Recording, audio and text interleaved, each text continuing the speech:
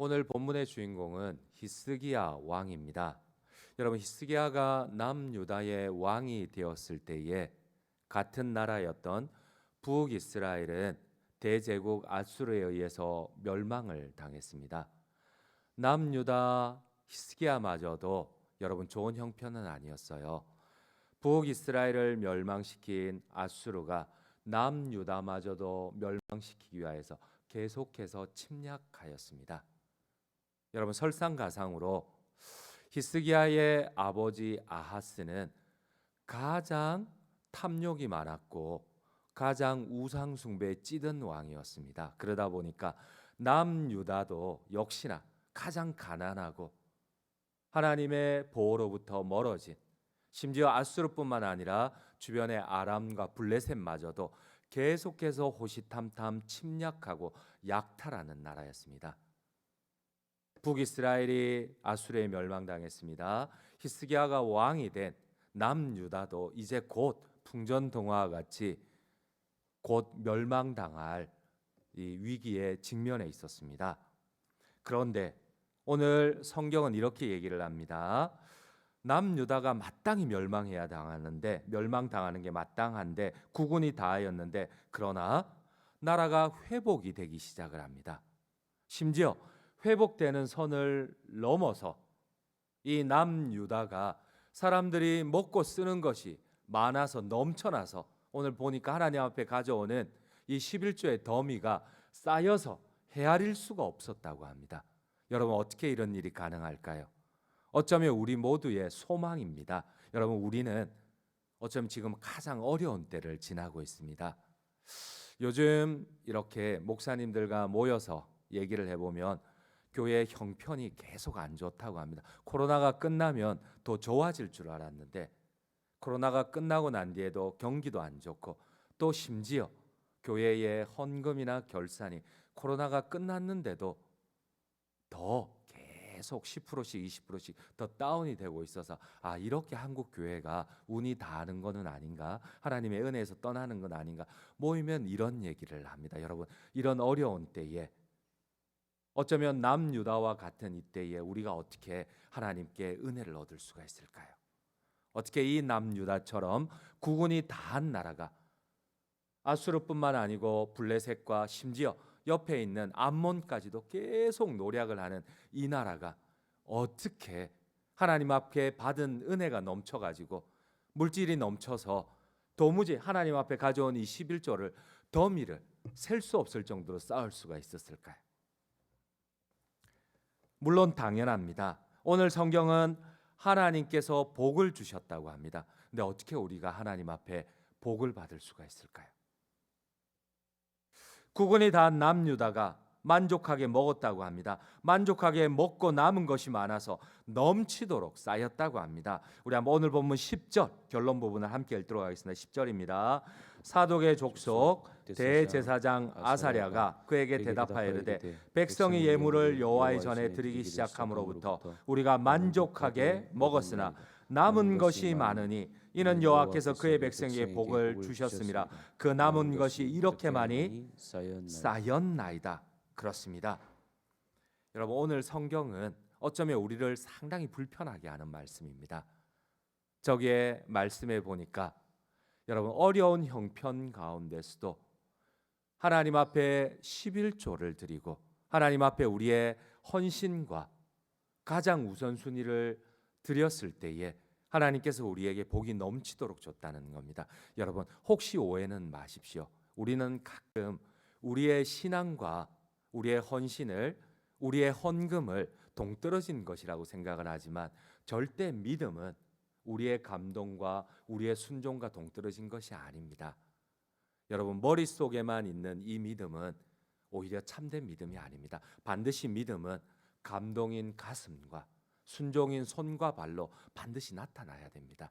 여러분, 믿음을 혹시 오해하지는 않습니까? 그런 생각을 한번 해봅니다. 여러분, 우리 한번 2절을 함께 읽도록 하겠습니다. 오늘 본문 2절입니다. 히스기야가 제사장들과 레위 사람들의 반열을 정하고 그들의 반열을 따라 각각 그들의 직임을 행하게 하되 곧 제사장들과 레위 사람들에게 번제와 화목제를 드리며 여호와의 휘장문에서 섬기며 감사하며 찬송하게 하고. 여러분, 오늘 히스기야의 우선순위를 보십시오.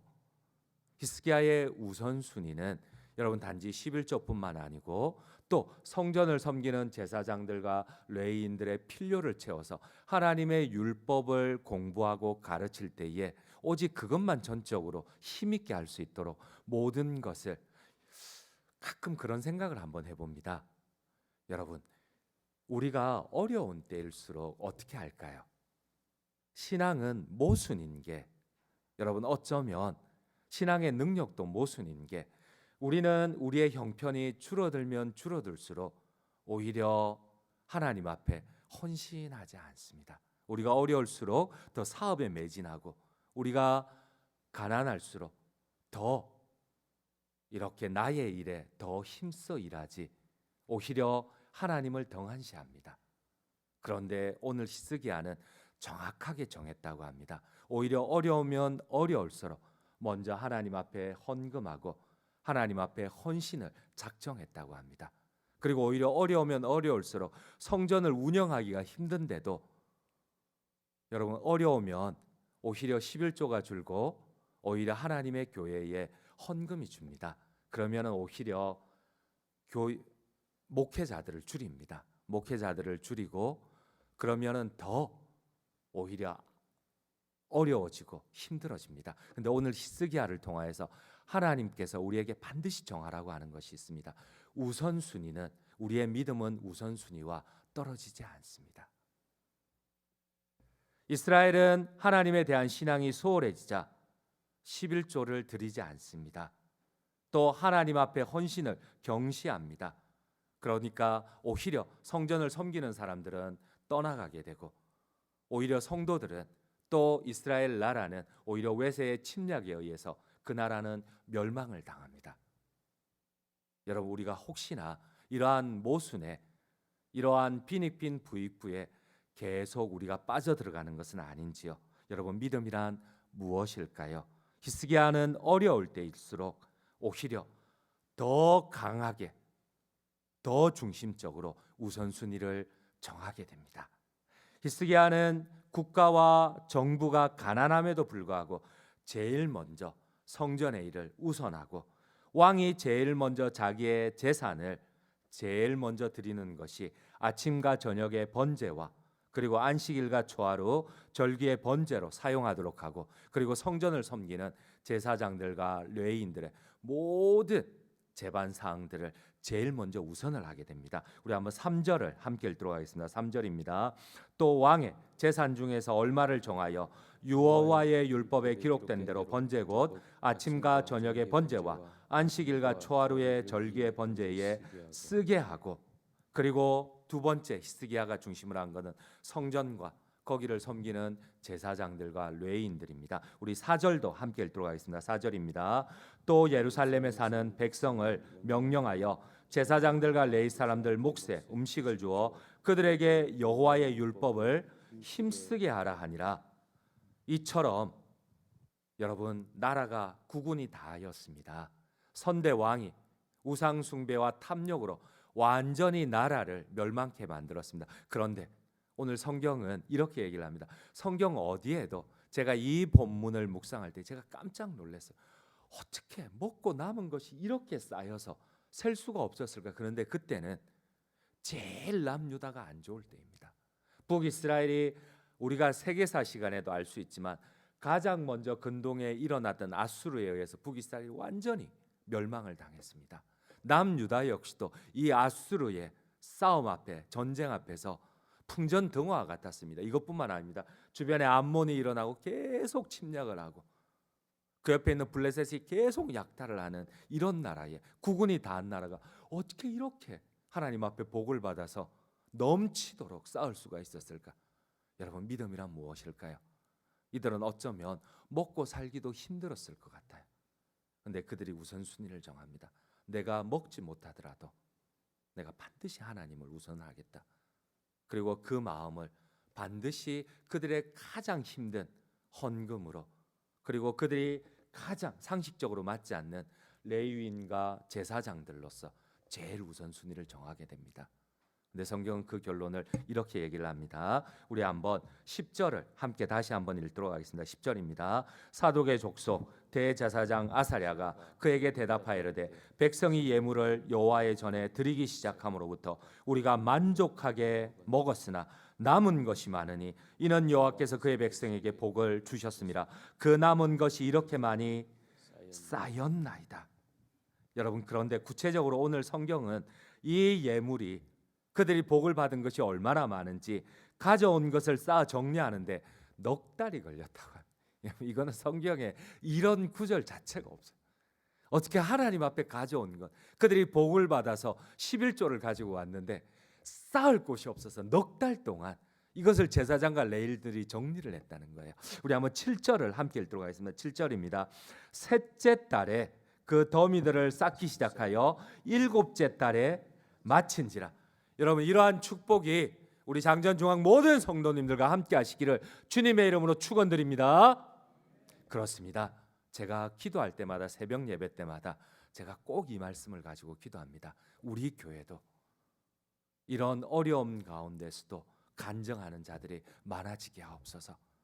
여러분, 저희가 많은 교회들을 섬길 때에 정말 특별한 사람들을 봅니다. 어려움 가운데서도 우선순위를 정하고 진짜 어려울수록 결단하고 헌신을 정했을 때 하나님이 반드시 특별하게 그 사람들을 사용한 예들이 많습니다. 우리 교회에도 그런 좋은 모범들이 나와가지고 우리 교회도 하나님의 축복을 간증하는 많은 하나님의 참된 제자들이 나오기를 주님의 이름으로 축원드립니다. 하나님께서는 환경의 어려움과 고난에 좌절하지 않고 마음을 다해 하나님께 우선순위를 드리는 자에게 눈에 보이는 회복과 축복을 주십니다. 우리 8절 말씀도 함께 읽도록 하겠습니다. 8절입니다. 히스기야와 방백들이 와서 쌓인 더미들을 보고 여호와를 송축하고 그의 백성 이스라엘을 위하여 축복하니라. 결론을 맺도록 하겠습니다. 여러분, 다들 어렵습니다. 그럼에도 불구하고 여러분, 저는 오해는 마십시오.